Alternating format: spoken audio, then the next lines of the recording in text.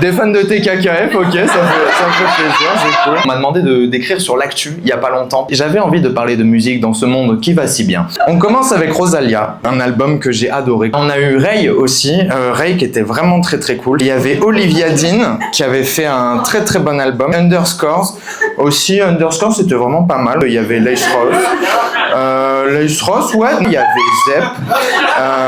Zep, Neurosis, si vous aimez bien le métal. Orbit Culture aussi, c'est pas mal. Il y avait Nova Twins, vraiment très très cool. Poppy, toujours dans le métal. Good Kid,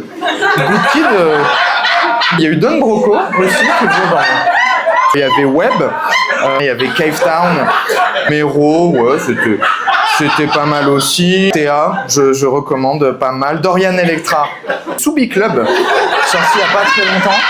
Et Tiffany Day, alors Tiffany Day, petit kiff. TKKF, là on arrive dans l'hyper pop, c'est... Ah, des fans de TKKF, ok, ça me fait plaisir, c'est cool, ok. Casey Musgraves aussi, qui a fait un bon album, Slater évidemment. Megadeth, pour le coup, Megadeth c'est pas mal, c'est... Ah. Ouais. Fan de métal que vous êtes, vraiment, ça fait plaisir.